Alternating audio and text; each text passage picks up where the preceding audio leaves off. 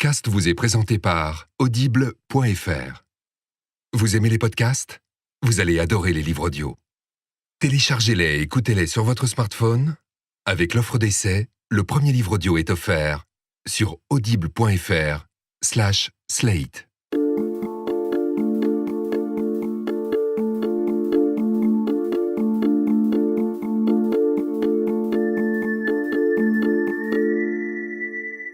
Vous écoutez Transfert et c'est déjà le 20e épisode. J'en profite pour vous dire que c'est vraiment chouette de lire vos réactions à chaque nouvelle histoire, votre enthousiasme ou vos retournements de bide. Qu'on est bien content de savoir que ça vous plaît et de recevoir vos mails et vos récits à vous. Continuez de partager, notez-nous sur iTunes, envoyez à vos copains, venez liker la page podcast sur Facebook et nous, on va continuer à faire de notre mieux pour épater vos oreilles. Et pour ce 20e épisode, voici l'histoire de Valérie, une histoire de petit fantôme, comme elle dit, qui raconte la manière dont le corps fait le lien entre vie et mort, qui raconte comment quelqu'un vit parce que l'on pense à lui, parce qu'on le nomme, même s'il n'a jamais vraiment respiré, qui raconte ce que c'est d'exister.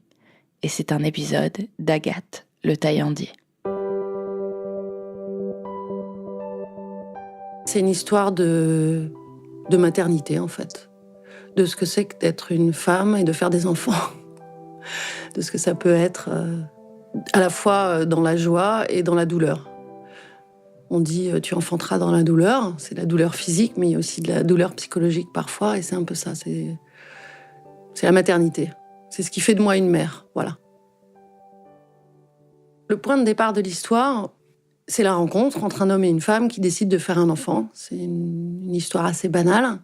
C'est à peu près, c'est même très précisément en 97.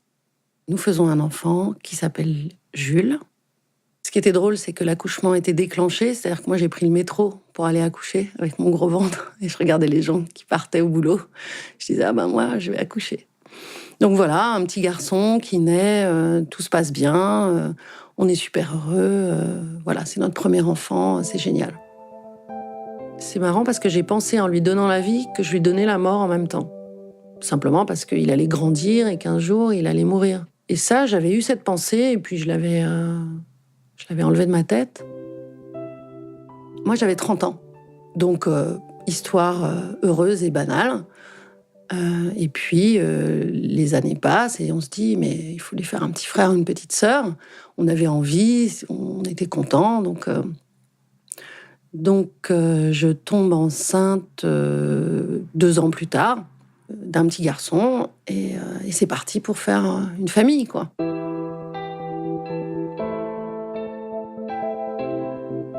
Un jour, mon compagnon et son fils étaient partis en vacances en Bretagne, dans une île, et moi j'étais restée à Paris toute seule. J'étais à plus de 7 mois de grossesse, 7 mois et demi, donc j'étais un peu fatiguée, j'avais pas envie de partir sur une île en Bretagne, faire beaucoup de trajets, et je vais à la maternité des Diaconesses pour faire une échographie de contrôle. On a des rendez-vous mensuels quand on est enceinte. La sage-femme qui me reçoit me dit « Ah, il y a un stagiaire qui est là, ça vous dérange pas si le stagiaire est là pendant l'échographie ?» Je dis « Non, pas du tout, au contraire, il faut bien qu'il apprenne son métier et tout ça. » Puis elle commence à me passer le petit instrument sur le ventre. On met un peu de gel et on passe l'instrument sur le ventre. Et puis le temps commence à s'étirer. Et je vois sa tête et je lui dis « Mais il y a quelque chose qui va pas ?» Et elle me dit je crois qu'il y a quelque chose qui va pas, j'entends pas son cœur en fait. Elle me le dit pas, mais quand elle me dit j'entends pas son cœur, il bouge plus, je comprends qu'il est mort. Alors le stagiaire commence à faire une drôle de tête. Et puis elle me dit je vais chercher quelqu'un. C'était le 13 juin 2000.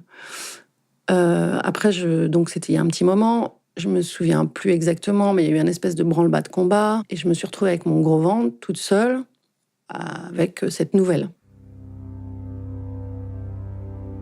En fait, ce que j'ai fait, c'est que j'ai commencé à organiser les choses, qui était le truc qui m'a sauvée, et qui, en règle générale, toutes ces années m'a sauvée, c'est de dire, alors on va faire des choses concrètes. Donc concrètement, c'était appeler la copine chez qui je devais passer après, qui habitait juste à côté de la maternité, chez qui je devais récupérer un truc et lui enfiler un autre, lui dire écoute là, le bébé est mort, je peux pas passer. Après, appeler mon frère avec qui je devais déjeuner pour son anniversaire, parce que c'était son anniversaire. Et puis je passais des coups de fil, et à chaque coup de fil, il fallait que j'annonce cette mauvaise nouvelle. Et le fait d'annoncer la nouvelle me la rendait plus concrète, en fait, et plus vraie, parce que je passais mon temps à me dire non, c'est pas possible, c'est pas possible. Et puis, qu'est-ce que j'ai fait ? Je suis allée m'acheter des clopes, parce que j'avais arrêté de fumer, évidemment, pour la grossesse.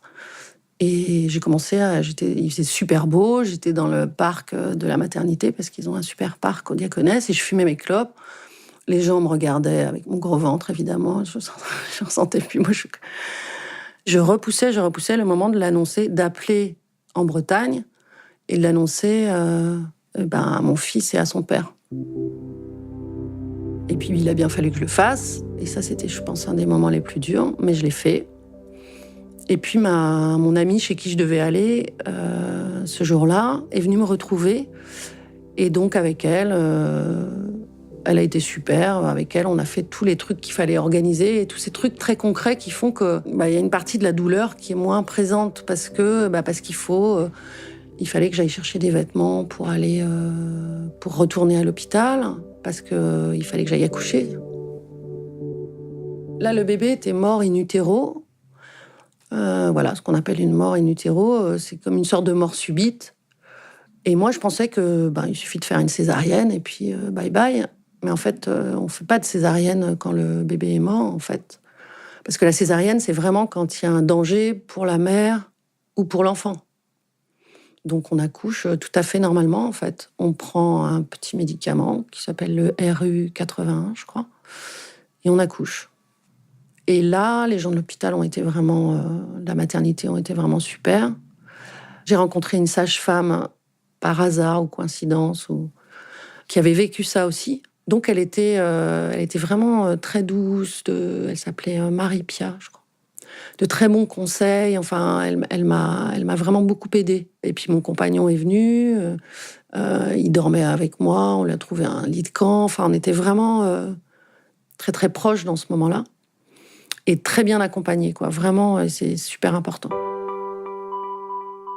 Tout le temps de l'accouchement, je n'arrivais pas à croire qu'il était mort, cet enfant. Et ce n'est que quand il est né et mort, enfin là, c'est le moment un peu bizarre où naissance et mort sont complètement imbriqués. Voilà, c'est qu'au moment où je l'ai vu que j'ai compris que j'avais beau espérer, il était vraiment, vraiment mort, quoi. Le directeur des Diaconesses, Thierry Harvey, disait « Il faudrait que vous voyiez l'enfant ». Et au départ, on n'a pas du tout envie, quoi. Évidemment. Et je me souviens qu'il avait une image qui était pas mal. Il disait c'est comme un bateau. S'il n'a pas d'ancre, il va dériver et vous allez vous battre avec des fantômes. Au moins, vous avez une image. Et puis en plus, vous verrez cet enfant, vous le trouverez beau et vous l'aimerez. Et effectivement, c'était le cas. C'était un enfant mort, mais c'était un bel enfant, quoi. Parce que c'était une partie de moi, parce que voilà. Il n'avait pas de prénom au départ, donc on lui a donné un prénom. On l'a appelé Aimé, parce qu'en plus, on ne savait pas si c'était un garçon ou une fille, mais on lui a donné le prénom quand on a su qu'il était mort.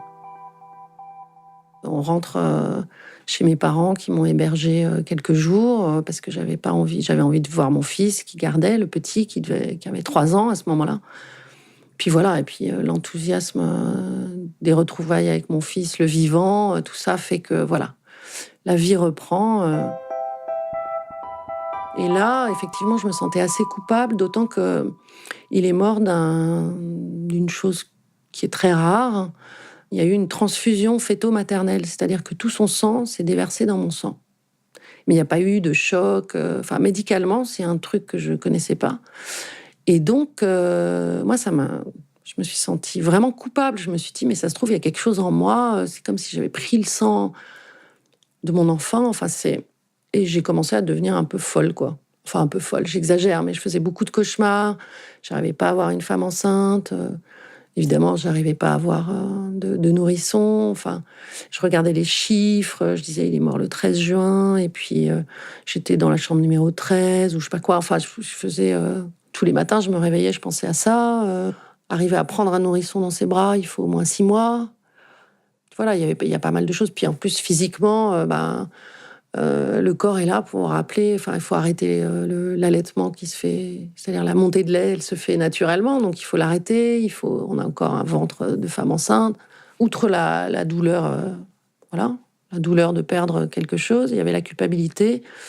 Et puis il y avait le fait que c'est difficile d'en parler parce que c'est un bébé que personne n'avait vu. Tout le monde avait vu juste mon ventre.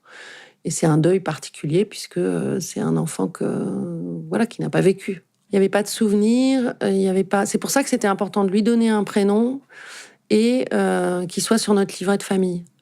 Mais par contre, ça a été un peu compliqué. Donc on était en 2000, ça restait encore compliqué. C'est-à-dire qu'il a fallu que j'aille à la mairie avec mon livret de famille et que je m'assoie, non pas dans le petit bureau des naissances, mais dans le petit bureau des décès. Et la personne ne voulait pas l'inscrire sur le livret de famille. Et en fait, il semble qu'il y ait une loi qui est que on passe du statut de fœtus au statut d'enfant, ou d'enfant ou de bébé ou de personne humaine, justement après le seuil de 31 semaines. Et moi, je devais être à, je sais plus combien, 31 semaines et demie ou 32 semaines de grossesse. Et donc, je leur disais, selon l'Organisation mondiale de la santé, c'est un être humain. Donc, je voudrais qu'il soit dans mon livret de famille, deuxième enfant, et vous le mettez dans la case décès et pas dans la case naissance. Mais j'avais besoin qu'il y ait une trace au moins écrite que j'ai pas rêvé, quoi. Ça a pris un petit peu de temps. La dame, elle est partie au fond parler avec son chef, qui est revenu l'air un peu embêté et tout ça. Je lui dis, mais vous, ça vous fait quoi ? J'ai le papier de la maternité, il est né mort, voilà, j'ai une preuve. Moi, ça me fait plaisir, vous, ça change rien pour vous, et c'est important qu'il existe. Et puis le temps passe, et puis on se reconstruit, et 1 an après, pile, je tombe enceinte. C'était donc, juillet 2001. Je tombe enceinte, et en même temps, on décide de quitter Paris et de partir vivre dans le sud de la France, avec notre petit garçon qui, à ce moment-là, a 4 ans. Le début de la grossesse, j'ai fait quelques rendez-vous au Diaconesse, toujours le même, dans le 12e, avec toujours Thierry Hervé, ce type incroyable, qui me dit, mais la probabilité pour que ça arrive 2 fois de suite est à peu près la même pour qu'un avion vous tombe sur la tête en plein désert. Je dis, oui, c'est vrai, on tente le coup, on est content. Et à l'échographie, la première échographie au tout début, il me dit, mais c'est une fille. Je lui dis, c'est super, comme ça, il n'y a pas de répétition. J'arrive à passer ce stade de la 31e semaine en croisant les doigts parce que c'était là où était arrivé le problème pour le précédent. On part faire une échographie. On rigole dans la salle d'attente parce qu'on cherchait les prénoms. Et je me souviens on rigolait sur Gladys parce qu'on regardait dans la liste des saints et tout ça. Je me disais, mais il n'y a jamais eu une sainte Gladys. Et on se disait, mais comment ça se prononce ? On dit Gladys ou... Enfin bon, bref, on rigolait, on était super contents. Et puis l'échographe dit, attendez, il y a un problème là. On dit, non, il n'y a pas de problème. On dit, si, il y a un problème au cerveau. Et en fait, elle avait une dilatation ventriculaire de 4 mm au cerveau, ce qui est à peu près rien. On commence à rentrer dans un espèce de système de médecins, d'IRM, et tout ça prend un peu de temps, prend 15 jours, 3 semaines, on ne sait jamais si c'est grave ou pas grave. Les 4 mm deviennent 12 mm, puis 16 mm, et à partir d'un certain nombre de millimètres, on commence à nous faire comprendre que c'est une enfant dont le cerveau pourrait être détruit, en fait. Et les médecins commencent à nous dire il faut envisager une interruption médicale de grossesse. Je leur dis, attendez, nous, on a perdu un enfant juste avant, il y a 1 an. Moi, il faut venir me chercher avec un fusil si vous voulez que j'interrompe la grossesse, il n'en est pas question. On a eu plein de conseils. Puis une autre femme nous a dit, mais le problème, c'est que c'est des enfants qui souffrent, en fait. Et moi, ça a été, en tout cas pour moi, et pour mon compagnon aussi, ça a été ça qui a été le déclencheur de la décision. On s'est dit, ça sert à rien de faire un enfant qui va souffrir toute sa vie, physiquement et sans cerveau, quoi. Ça sert à rien de faire un enfant qui va être juste la vie pour la vie, quoi.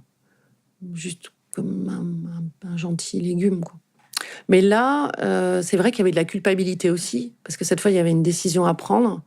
Et décider de faire mourir son enfant, c'est pas un... Il faudrait que je dise plutôt bébé qu'enfant, mais bref, dans ma tête, c'est... Donc la culpabilité revenait, mais d'une autre façon. Et là, par contre, c'était dans des circonstances... c'était à la Timone à Marseille, et c'était dans des circonstances beaucoup moins douces que la première fois. Il m'avait mise juste à côté des femmes qui accouchaient, donc qui me parlaient, qui me demandaient pour quand c'était, et tout ça. Et je voulais pas les attrister en leur disant bah non, moi je vais, elle va mourir, quoi. Et la sage-femme, c'était une sage-femme quasi stagiaire, toute jeune, et qui faisait ce qu'elle pouvait, mais elle était pas du tout préparée à ça, en fait. L'accouchement se passe, et cette fois on organise un enterrement, parce que ma grand-mère habitait Marseille, et il y avait une tombe familiale à Marseille, où était mon grand-père et des gens de ma famille. On a fait une petite cérémonie avec mes parents, mes frères, les parents de mon compagnon, et notre fils, qui maintenant avait 5 ans, en mars 2002. Et on a mis une petite plaque sur laquelle on a aussi mis son petit frère. Parce que le petit frère, Aimé, il a été incinéré. Donc on n'avait pas de traces de lui. Donc il lui manquait un endroit. Donc on a fait une petite plaque pour dire que voilà, Aimé et Lison étaient là. D'ailleurs, c'était assez drôle d'aller aux pompes funèbres. Le type des pompes funèbres, il comprenait rien. Il disait mais il y a 2 personnes, mais il n'y a pas de date de naissance, il n'y a pas de mort. On lui explique, c'est 2 bébés, vous mettez juste la date de leur naissance à la maternité pour chacun, ça suffira. Voilà, donc mars 2002, on est dans le sud de la France. Moi, je suis dévastée. Mon compagnon aussi.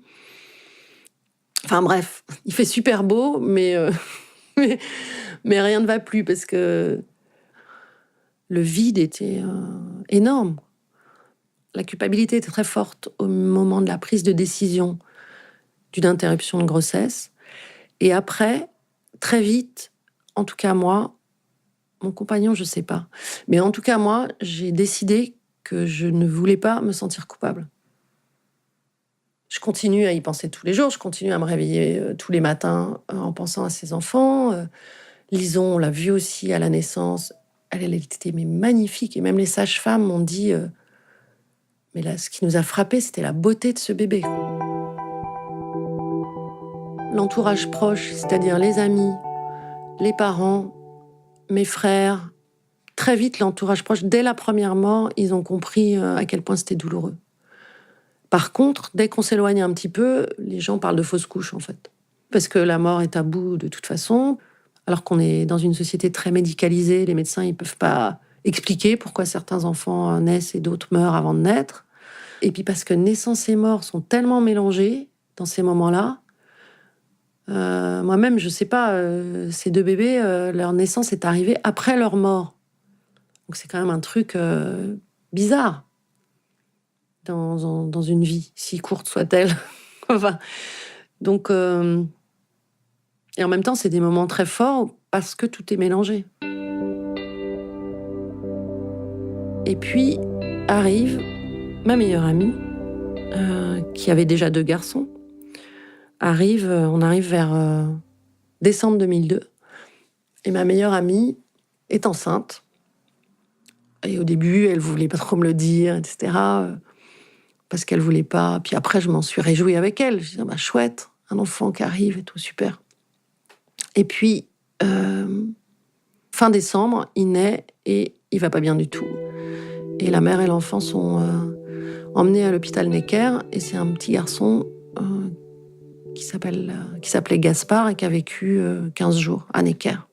Et je me disais, mais c'est pas possible, quoi. Ça va, nous, on l'a vécu 2 fois. Et pourquoi est-ce que ça arrive à ma meilleure amie? Pourquoi je porte la poisse? Et là, la culpabilité revenait. Je disais, je porte la poisse, en fait. Ça arrive tout le temps autour de moi, c'est comme ça. Quelqu'un m'a jeté un sort. Et en plus, c'est contagieux, ça arrive aux autres. Enfin. Et puis, il y avait aussi cette idée très bizarre qui était que je l'enviais. Je lui disais, mais bon, je me disais, je l'enviais parce qu'elle l'avait vu les yeux ouverts, en fait. Elle l'avait vu vivant. Enfin, je me disais, mais que faire, quoi? Que faire pour arrêter de subir ces morts-là? Et c'est là où j'ai décidé de faire un documentaire là-dessus. Et je suis allée filmer ma meilleure amie et on a parlé de ça. Qu'est-ce que c'est que de perdre un enfant, un bébé que personne n'a vu, à part ses parents, enfin que personne n'a vu vivant ou peu de temps, enfin bon.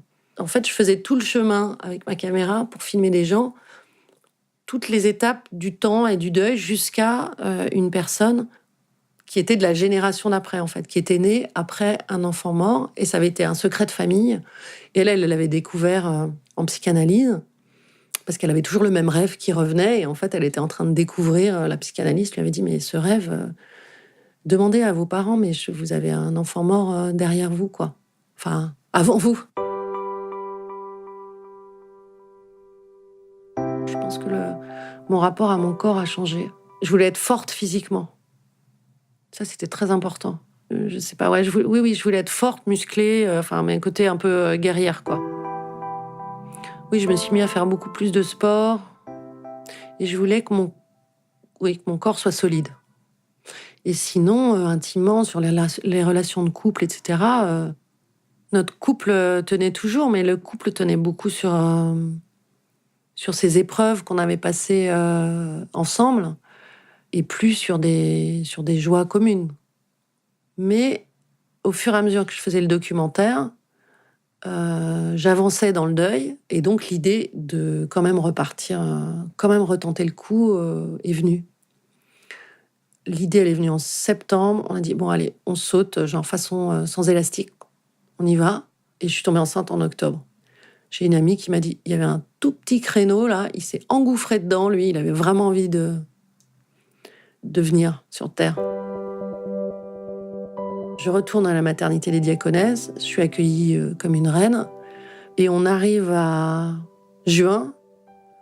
On fait une dernière petite consultation avec toujours le même directeur des Diaconesses, qui nous accueille en disant alors, comme dirait mon fils, elle flippe sa race, hein. Je dis ouais, elle flippe sa race, mais on est quand même là, on est quand même à 8 mois et demi, là, ça commence à sentir bon. Et il me dit bah ouais, et d'ailleurs on va déclencher la naissance là. Il devait naître le 14 juillet, il me dit on déclenche. Je dis non, mais moi je suis pas prête du tout et tout. En fait, il avait peur comme nous, quoi. Il dit, bon, tout va bien, donc on déclenche. Et c'est lundi. On était genre vendredi, quoi. Il dit, allez, vous venez à la... Je dis, bon, d'accord. Et le lundi, j'arrive à la maternité, je me retrouve dans la salle Marie-Galante, où j'avais accouché de Aimé, de celui qui est mort, et je fonds en larmes. Je dis, non, je vais pas y arriver. Il me dit, si. Je dis, bon, d'accord, mais pas de péridurale. Ils me disent, vous êtes malade, là. Pourquoi vous voulez pas de péridurale? Je dis, bah, comme ça, je vais avoir très, très mal. Je vais gueuler, tout ça. Mais au moins, je vais me focaliser sur la douleur physique et j'aurai moins peur, quoi. Et la douleur physique, elle évacue la douleur morale, en fait. Et puis, Victor est né 3 heures après, quoi. Il est venu assez vite. Son père voulait un prénom italien. Comme j'avais vraiment morflé à l'accouchement, j'ai dit, c'est moi qui choisis le prénom, on va l'appeler Victor. Il y avait d'autres prénoms qui me venaient avant, et celui qui me venait le plus, c'était Émile. Et puis j'ai compris après que c'était le mélange des prénoms des 2 précédents. Aimé et Lison, ça fait Émile. Je me suis dit, oh, le pauvre, on va peut-être pas lui donner ça, quoi. On va pas lui donner le poids des 2 précédents, donc on l'a appelé Victor. Parce que victoire, évidemment, t'es le vainqueur, quoi. Son grand frère, Jules, avait 8 ans à la naissance de son petit frère, Victor. Mais pendant toute la grossesse, il avait dit « Non, mais alors ce bébé, quand il va naître, moi je vais le jeter aux toilettes. Moi ce bébé, moi je veux qu'il meure, j'en veux pas, etc. » Et c'était pas la jalousie habituelle du grand frère qui va avoir un petit frère. C'était juste qu'il avait vécu 2 morts et qu'il les avait subies comme nous, et que pour lui, si lui, il le tuait, et si lui, parfois, il voulait m'attaquer le ventre avec une fourchette et tout ça, là, tout d'un coup, il subissait pas, en fait. Et ça a été sa façon à lui de réagir. Mais par contre, quand il est né, il m'a demandé, il m'a dit, t'as eu mal? Ah ouais, bon, d'accord, mais ça valait le coup, allez. Quand les gens me demandent, je dis, j'ai un fils qui a 18 ans, un autre qui a 10, ils ont 8 ans d'écart. Et tout le monde me dit, ah, 8 ans d'écart, mais c'est avec le même père. Je dis, oui, c'est avec le même père. Ah, c'est quand même beaucoup, 8 ans d'écart. Et puis, il y a une période, j'aurais dit, ouais, mais il y a 8 ans d'écart, mais il y a 2 morts entre les deux. Maintenant, je dis pas, je dis, non, 8 ans d'écart, c'est super, parce qu'il n'y a pas de jalousie, ils s'entendent super bien, et je suis passée à autre chose. Tout le monde me dit, je suis trop sympa avec mon fils. Évidemment, évidemment, je suis trop sympa avec mon fils. Lui, il est trop inquiet, il n'arrive pas à dormir. Il a de l'énergie, on dirait qu'il a de l'énergie pour 3. Bon, tout ça, on voit très bien d'où ça vient, quoi. Et puis, c'est pas grave.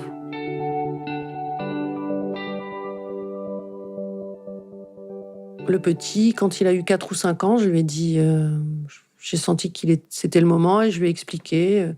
On était dehors à la campagne, on avait fait un grand feu de joie, puis j'ai pensé aux 2 autres. À ce moment-là, je me suis dit, tiens, 4-5 ans, il a la parole, je peux lui expliquer. Je lui ai dit, voilà, entre Jules, ton grand frère, et toi, il y a eu 2 bébés, mais les 2 sont morts, en fait. Il me dit, ah bon, ils sont morts comment? Je dis, ça arrive, les bébés meurent, ils naissent pas toujours vivants. C'était 2 fois pas de chance. Alors, il me dit, ah, ils sont où? Je dis, ils sont quelque part, dans le ciel. Je suis pas très à l'aise sur ces trucs-là. Je dis, bon. Alors il me regarde, il me dit, dans le ciel, n'importe quoi. N'importe quoi, ils sont pas dans les nuages et tout. Je dis, bon, on sait pas où ils sont, mais ils sont dans nos souvenirs, en fait. Et c'était joli parce que c'était un week-end à la campagne où on fêtait l'anniversaire de son père. Et moi, j'étais au fond du jardin avec lui à discuter. Et après, il a couru voir son père. Et il a pris, dans une espèce de vieille malle où il y avait plein de vieux jouets, il a pris un bébé, une vieille poupée qui avait plus de tête, qui avait de la tête, mais qui avait plus de cheveux, une vieille poupée un peu. Et il allait l'offrir à son père pour son anniversaire. Donc ça, c'était vraiment joli, ouais.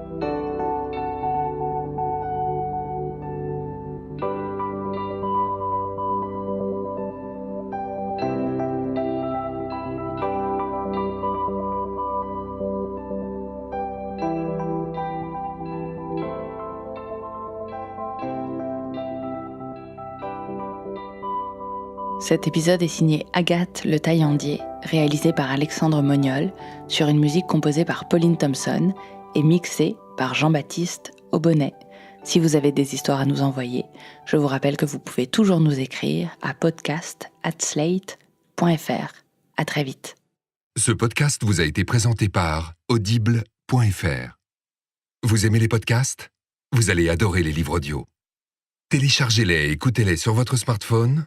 Avec l'offre d'essai, le premier livre audio est offert sur audible.fr/slate.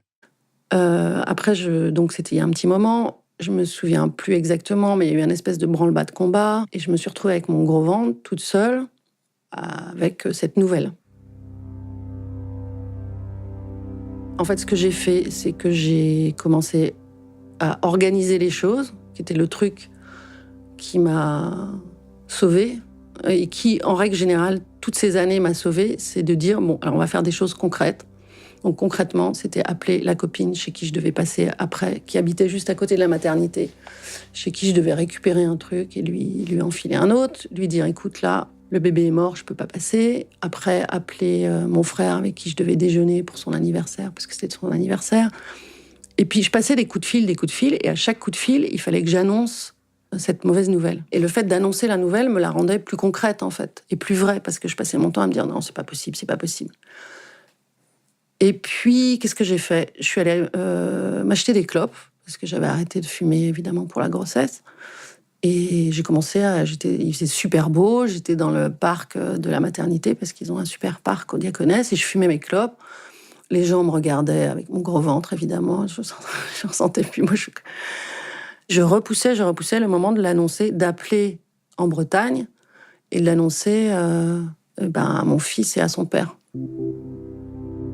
Et puis, il a bien fallu que je le fasse. Et ça, c'était, je pense, un des moments les plus durs. Mais je l'ai fait. Et puis, mon amie chez qui je devais aller ce jour-là est venue me retrouver. Et donc, avec elle... Elle a été super. Avec elle, on a fait tous les trucs qu'il fallait organiser et tous ces trucs très concrets qui font que y a une partie de la douleur qui est moins présente parce qu'il fallait que j'aille chercher des vêtements pour aller pour retourner à l'hôpital parce que il fallait que j'aille accoucher. Là, le bébé était mort in utero. Ce qu'on appelle une mort in utero, c'est comme une sorte de mort subite. Et moi, je pensais que il suffit de faire une césarienne et puis bye bye. Mais en fait, on ne fait pas de césarienne quand le bébé est mort, en fait. Parce que la césarienne, c'est vraiment quand il y a un danger pour la mère ou pour l'enfant. Donc, on accouche tout à fait normalement, en fait. On prend un petit médicament qui s'appelle le RU81, je crois, et on accouche. Et là, les gens de l'hôpital de la maternité ont été vraiment super. J'ai rencontré une sage-femme, par hasard ou coïncidence, qui avait vécu ça aussi. Donc, elle était vraiment très douce. Elle s'appelait Marie-Pia, je crois. De très bons conseils. Enfin, elle m'a vraiment beaucoup aidée. Et puis, mon compagnon est venu. Il dormait avec moi. On lui a trouvé un lit de camp. Enfin, on était vraiment très, très proches. Très douce. Elle s'appelait Marie-Pia, je crois. De très bons conseils. Enfin, elle m'a vraiment beaucoup aidée. Et puis, mon compagnon est venu. Il dormait avec moi, on lui a trouvé un lit de camp. Enfin, on était vraiment très, très proches dans ce moment-là. Et très bien accompagnés, quoi. Vraiment, c'est super important. Tout le temps de l'accouchement, je n'arrivais pas à croire qu'il était mort, cet enfant. Et ce n'est que quand il est né et mort, enfin là, c'est le moment un peu bizarre où naissance et mort sont complètement imbriqués. Voilà, c'est qu'au moment où je l'ai vu que j'ai compris que j'avais beau espérer, il était vraiment, vraiment mort, quoi.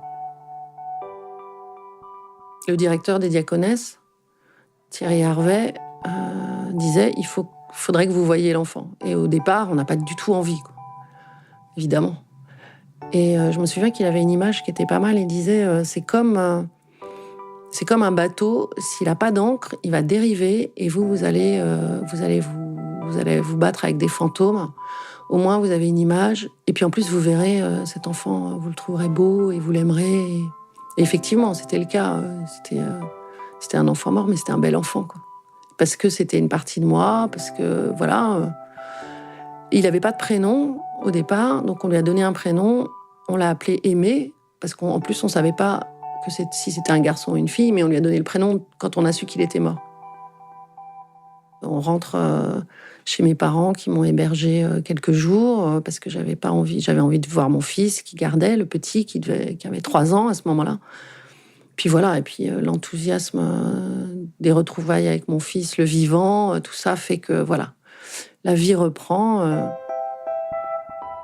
Et là, effectivement, je me sentais assez coupable, d'autant que il est mort d'une chose qui est très rare.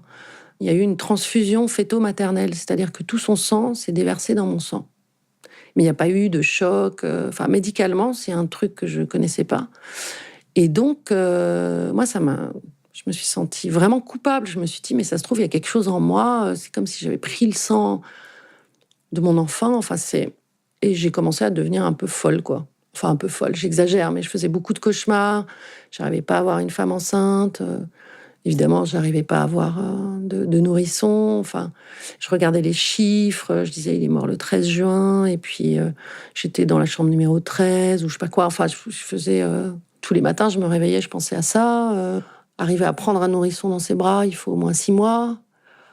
voilà, il y a pas mal de choses. Puis en plus, physiquement, le corps est là pour rappeler. Enfin, il faut arrêter l'allaitement qui se fait, c'est-à-dire la montée de lait, elle se fait naturellement, donc il faut l'arrêter. Et c'est lundi. On était genre vendredi, quoi. On dit, allez, vous venez à la... Je dis, bon, d'accord. Et le lundi, j'arrive à la maternité, je me retrouve dans la salle Marie-Galante, où j'avais accouché de Aimé, de celui qui est mort, et je fonds en larmes. Je dis, ah non, non, non, je vais pas y arriver. Ils me disent, si, si. Je dis, bon, d'accord, mais pas de péridurale. Ils me disent, ah, vous êtes malade, là. Pourquoi vous voulez pas de péridurale? Je dis, comme ça, je vais avoir très, très mal. Je vais gueuler, tout ça, mais au moins, je vais me focaliser sur la douleur physique et j'aurai moins peur, quoi. Et la douleur physique, elle évacue la douleur morale, en fait. Et puis Victor est né 3 heures après, quoi. Il est venu assez vite. Son père voulait un prénom italien. Comme j'avais vraiment morflé à l'accouchement, j'ai dit, c'est moi qui choisis le prénom, on va l'appeler Victor. Il y avait d'autres prénoms qui me venaient avant, et celui qui me venait le plus, c'était Émile. Et puis j'ai compris après que c'était le mélange des prénoms des 2 précédents. Aimé et Lison, ça fait Émile. Je me suis dit, oh, le pauvre, on va peut-être pas lui donner ça, quoi. On va pas lui donner le poids des 2 précédents, donc on l'a appelé Victor. Parce que victoire, évidemment, t'es le vainqueur, quoi. Son grand frère, Jules, avait 8 ans à la naissance de son petit frère, Victor. Mais pendant toute la grossesse, il avait dit, non, mais alors ce bébé, quand il va naître, moi je vais le jeter aux toilettes. Moi, ce bébé, moi je veux qu'il meure, j'en veux pas, etc. Et c'était pas la jalousie habituelle du grand frère qui va avoir un petit frère. C'était juste qu'il avait vécu 2 morts et qu'il les avait subies comme nous, et que pour lui, si lui, il le tuait, et si lui, parfois, il voulait m'attaquer le ventre avec une fourchette et tout ça, là, tout d'un coup, il subissait pas, en fait. Et ça a été sa façon à lui de réagir. Mais par contre, quand il est né, et si, il m'a demandé, il m'a dit, t'as eu mal? Ah ouais, bon, d'accord, mais ça valait le coup, allez. Quand les gens me demandent, je dis, j'ai un fils qui a 18 ans, un autre qui a 10, ils ont 8 ans d'écart. Et tout le monde me dit, 8 ans d'écart, mais c'est avec le même père. Je dis, oui, c'est avec le même père. Ah, c'est quand même beaucoup, 8 ans d'écart. Et puis, il y a une période, j'aurais dit, ouais, mais il y a 8 ans d'écart, mais il y a 2 morts entre les 2. Maintenant, je dis pas, je dis, non, 8 ans d'écart, c'est super, parce qu'il n'y a pas de jalousie, ils s'entendent super bien, et je suis passée à autre chose. Tout le monde me dit, je suis trop sympa avec mon fils. Évidemment, évidemment, je suis trop sympa avec mon fils. Lui, il est trop inquiet, il n'arrive pas à dormir. Il a de l'énergie, on dirait qu'il a de l'énergie pour 3. Bon, tout ça, on voit très bien d'où ça vient, quoi. Et puis, c'est pas grave. Évidemment, évidemment, je suis trop sympa avec mon fils. Lui, il est trop inquiet, il n'arrive pas à dormir. Il a de l'énergie, on dirait qu'il a de l'énergie pour 3. Bon, tout ça, on voit très bien d'où ça vient, quoi. Et puis, c'est pas grave.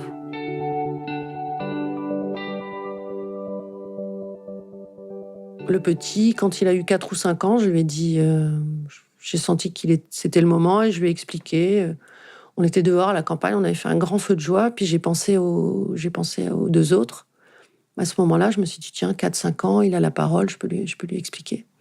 Je lui ai dit, voilà, entre Jules, ton grand frère, et toi, il y a eu 2 bébés, mais les 2 sont morts, en fait.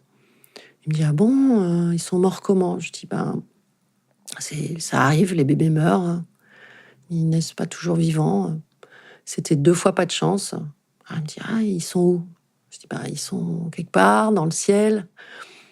Je suis pas très à l'aise sur ces trucs-là. Je dis, bon. Alors il me regarde, il me dit, dans le ciel, n'importe quoi. N'importe quoi, ils sont pas dans les nuages et tout. Je dis, bon, on sait pas où ils sont, mais ils sont dans nos souvenirs, en fait. Et c'était joli parce que c'était un week-end à la campagne où on fêtait l'anniversaire de son père. Et moi, j'étais au fond du jardin avec lui à discuter. Et après, il a couru voir son père. Et il a pris, dans une espèce de vieille malle où il y avait plein de vieux jouets, il a pris un bébé, une vieille poupée qui avait plus de tête, qui avait de la tête, mais qui avait plus de cheveux, une vieille poupée un peu. Et il allait l'offrir à son père pour son anniversaire. Donc ça, c'était vraiment joli, ouais.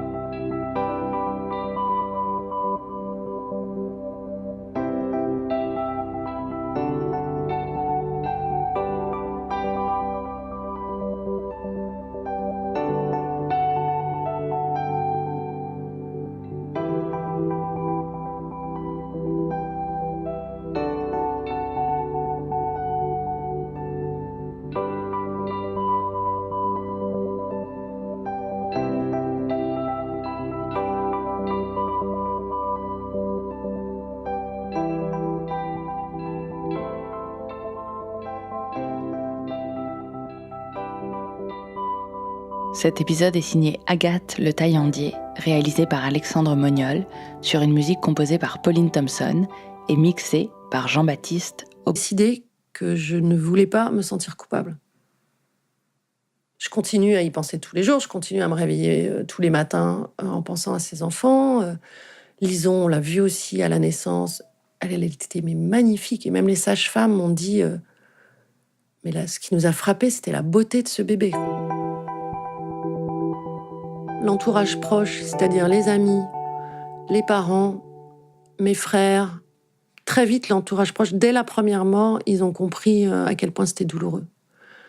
Par contre, dès qu'on s'éloigne un petit peu, les gens parlent de fausse couche, en fait. Parce que la mort est tabou de toute façon, alors qu'on est dans une société très médicalisée, les médecins, ils peuvent pas expliquer pourquoi certains enfants naissent et d'autres meurent avant de naître.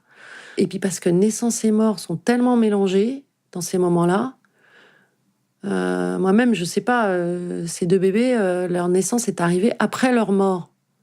Donc c'est quand même un truc bizarre dans une vie, si courte soit-elle. Enfin, donc, et en même temps, c'est des moments très forts parce que tout est mélangé.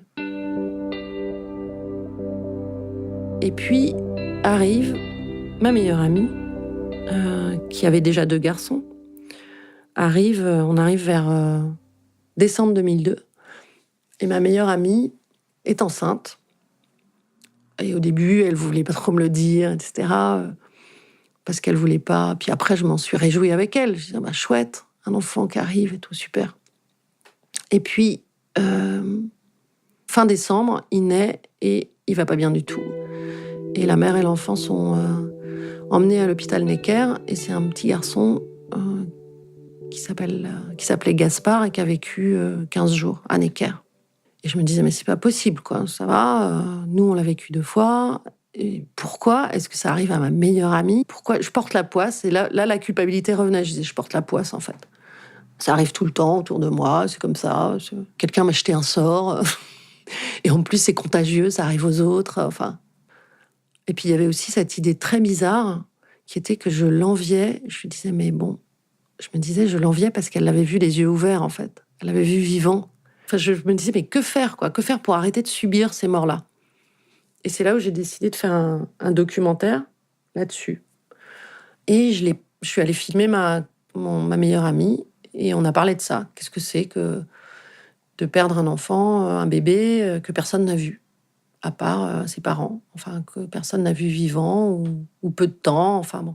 En fait, je faisais tout le chemin avec ma caméra pour filmer les gens, toutes les étapes du temps et du deuil jusqu'à une personne qui était de la génération d'après, en fait, qui était née après un an. Dès qu'on s'éloigne un petit peu, les gens parlent de fausse couche, en fait.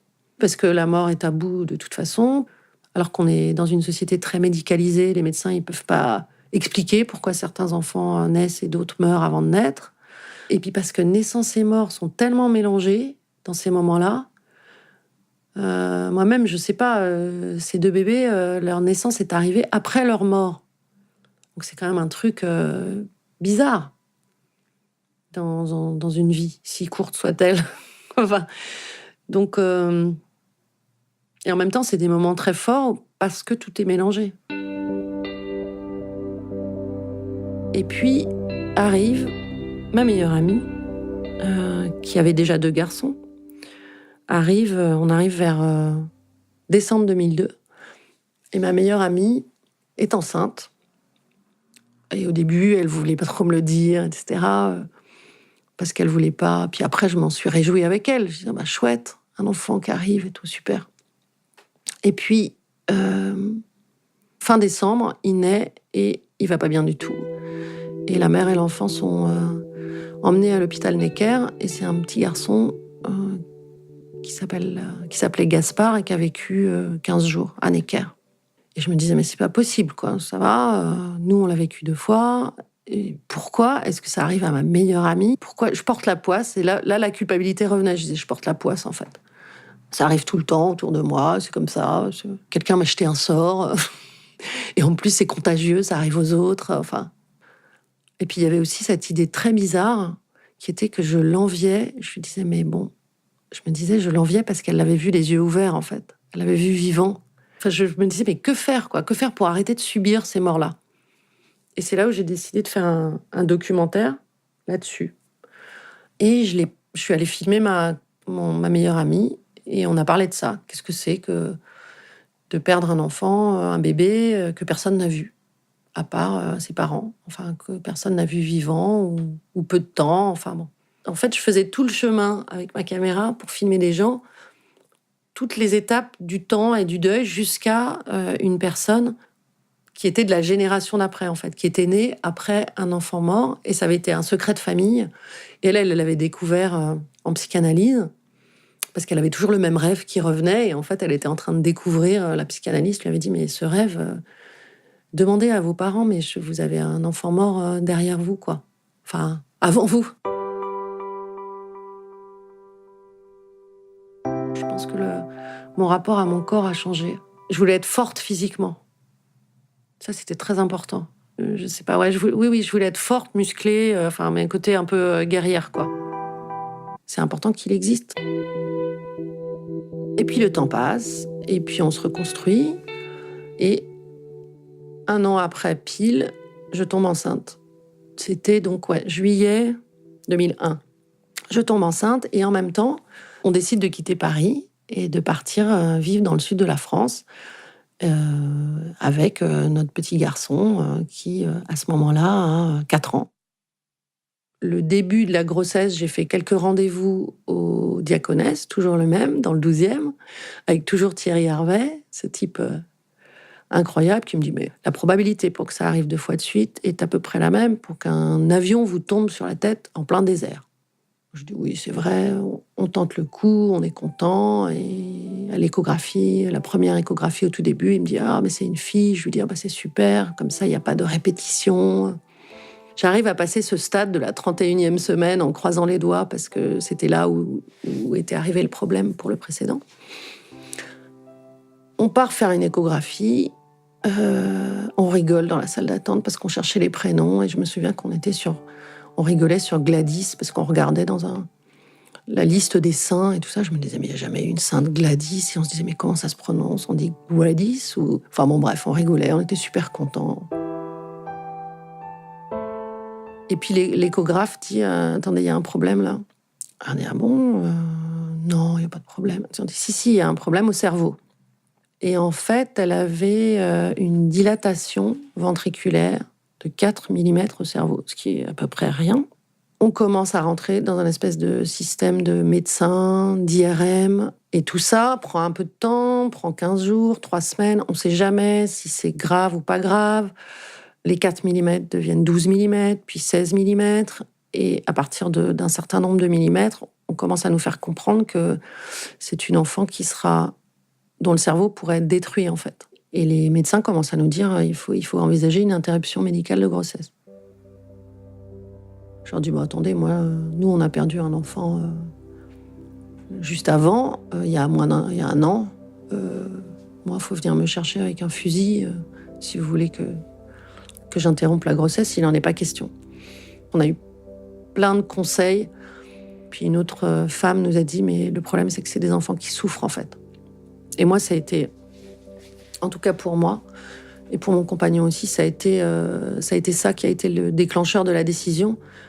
On s'est dit, ça sert à rien de faire un enfant qui va souffrir toute sa vie, physiquement et sans cerveau, quoi. Ça sert à rien de faire un enfant qui va être juste la vie pour la vie, quoi. Juste comme un gentil légume, quoi. Mais là, c'est vrai qu'il y avait de la culpabilité aussi, parce que